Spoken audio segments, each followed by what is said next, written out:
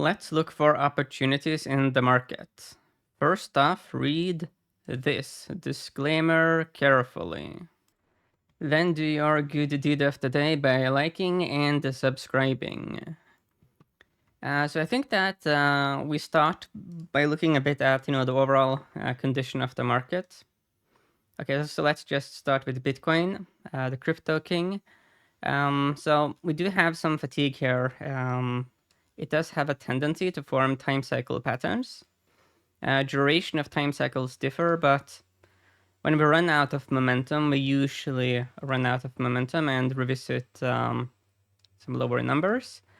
Then again, the seasonality is a bit, it actually is decent for July, so that's helpful, but that's the state of Bitcoin. Let's go to gold. Gold is being a bit weak, definitively in a bit of a downtrend. Let's quickly look here at silver. Yeah, silver is playing a dangerous game here, especially on the daily data points, vis-a-vis the 200 daily moving average. It is right here below us. When we go here to the SLV, that one is actually been in play more actively, so that's a bit of a... That's not a moving average we want to lose. Let's look at the bond market, the TLT. We are very, very low. Very, very low indeed. Whenever I see very low numbers or very high numbers, the contrarian does awaken. We don't have like extreme buy signals on the RSI or the PPOs on the weeklies. On the dailies, we are in a zone where we recently, going back here to the end of last year, it has been a bit of a buy zone though on the TLT. So let's look here at the seasonality here to the left, a bit messy, and then very bearish sentiment towards later summer. Looking at the table view, July is actually pretty... Yeah, it's a bit messy, but it's more bullish than bearish, but it's not like a super clear trend. August though, and September and October are pretty bearish. Okay, so that's the TLT. Then the S&P 500. Well, let's start here with the futures. So some initial weakness here in the futures, a bit of a pullback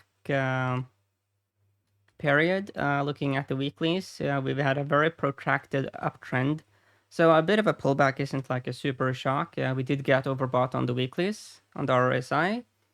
On the dailies, we also were into some pretty lofty territory. Looking at it like this in the table view. The coming period is not especially bullish, but not like super bearish either. Looking at July, it does have a bit of a tendency here clearly to be bullish. August, more bullish than bearish. But yeah, I think that in this video, I will focus on some stocks. So let's find some interesting opportunities in the stock market. So we go here and we go to the megatrends, and let's just scroll a bit, randomize to some extent. Let's increase a bit because we have those with the 4 tickers. They can be, well, 4 letters in the ticker. They can be a bit long. Okay. We start with food. Arkimoto. This is in the electric vehicles space. This is very low, but yeah, it's not buyable either. It's just a bit too bearish. Green Power Motors. Now this one formed a low and it might be turning around a bit. But this is a breakout in development, so it might be a bit too late to this party. Yeah, we are up a bit too much. So when the security already is up a bit, then there's the risk of a pullback, and you don't want to buy into the pullback. So here is Tesla. Certainly fatigue here in the last candlestick, the weekly. On the dailies, we are up. Oh, we got super overbought on Tesla. Looking at seasonality, July can be pretty bullish. August is a bit more noisy. September is more clearly bearish. But let's continue down the list. So NEO was one of those big winners back in the 2020s. 2020 and major pullback. This is also one of those that is in the process of recovering. But then again, there's not like a clear trade at the moment. What about Lucid Group? Also, a rally in development. We do have the blue 100-day moving average as resistance. Let me just draw that in. So you have the 100-day moving average as a resistance level.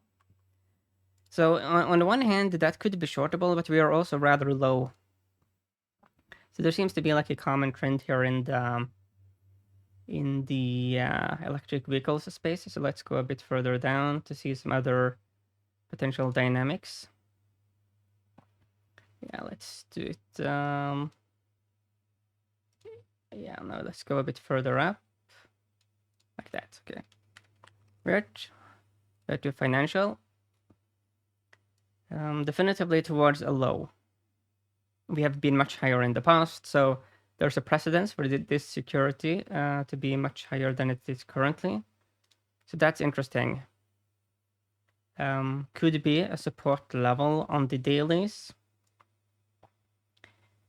There's some kind of bottoming behavior here. Let me draw it in. So as you can see, in this territory, you do see support. So technically speaking, we do have support on Virtu Financial. Seasonality to the left here is very bullish. Well, bullish leading up into August. The table view. July can be very bearish. And June also is a bearish month. August, bearish. September, bearish. That's not particularly appealing. From a fundamental perspective, we are very low. Very, very much low. Okay, so that's a bit interesting. So this is a candidate. So Virtu Financials. Let's look at the forecasts. Very bullish price targets. Strong buy here from the analysts.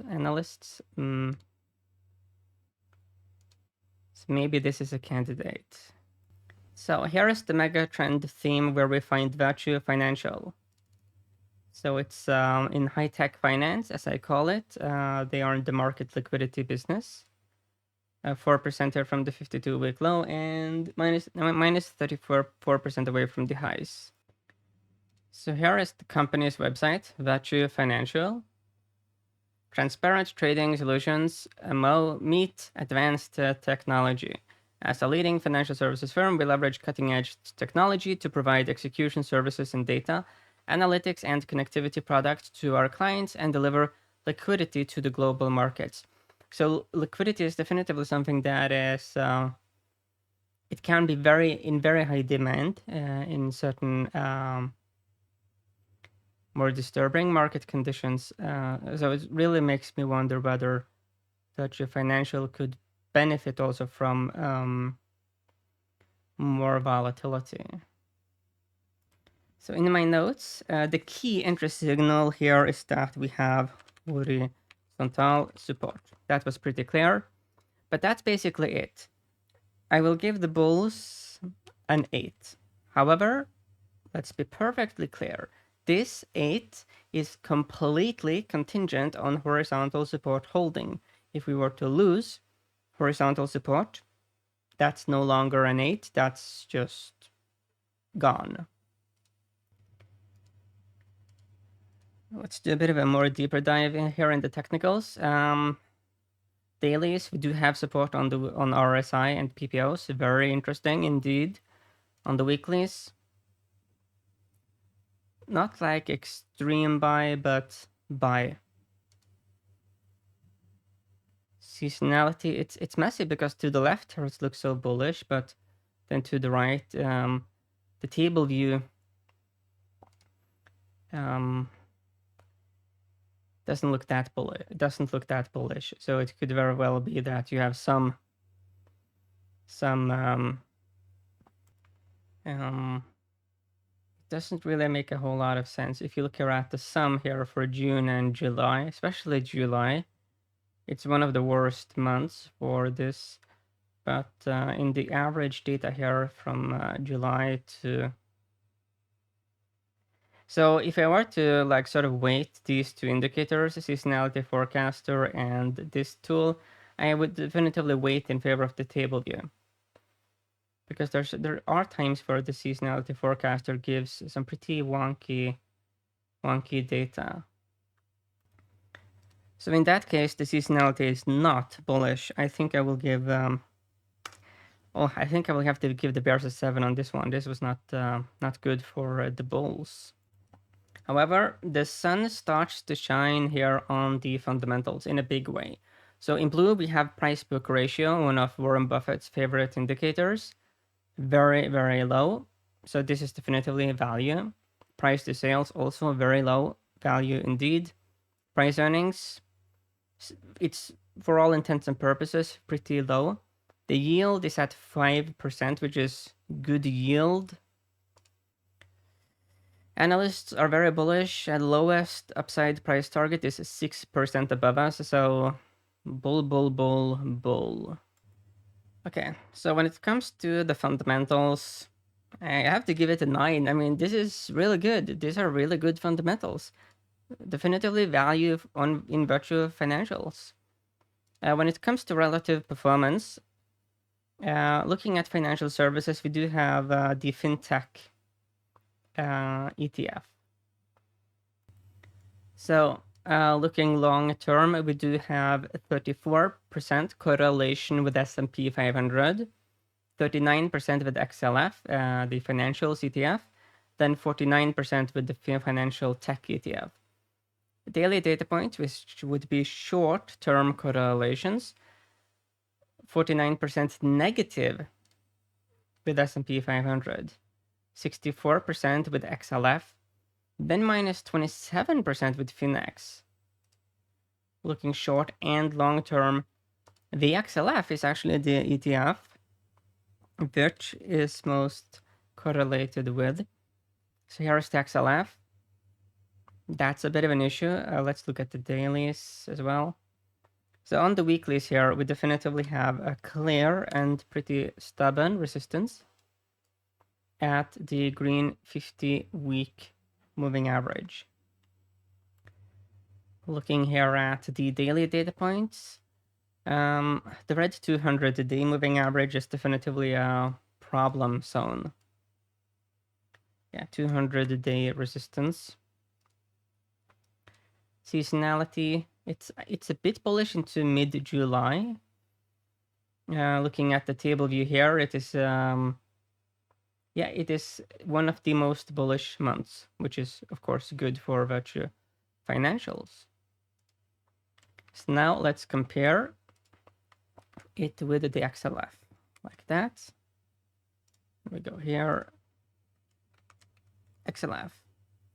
We start with the weeklies.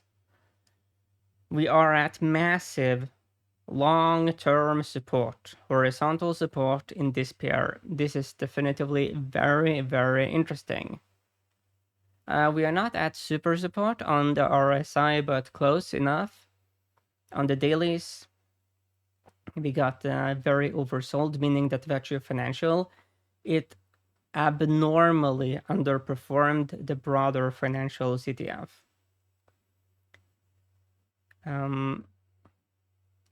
If you look here, this is the 2020s. This is during the lockdown.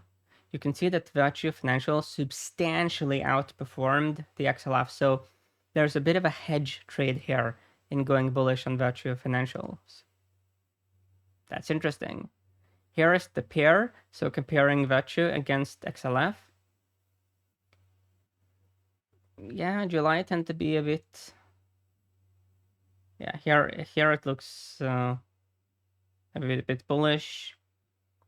And I think I'm considering ditching the seasonality forecaster because there's the table view here. So let's actually measure. So here is the beginning of July. And here is the end of July. So like that. That's the end of July. So here is also the beginning of July. Would be here. And where would it be? It would be here. That's the end.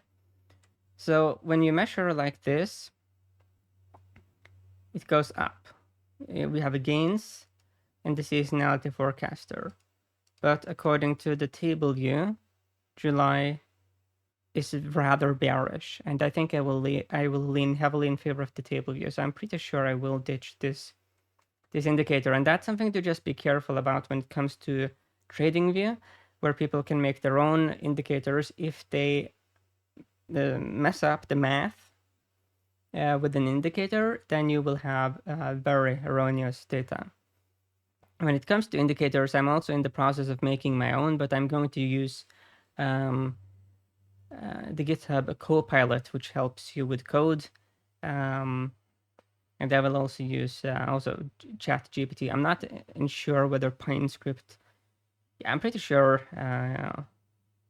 Copilot will handle PineScript, which is the language used in TradingView. But yeah, to sum up, relative performance, what will I give the bulls?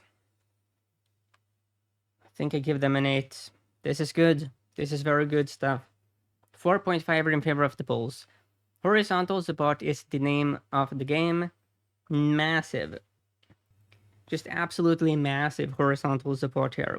We have it in the chart, for the security.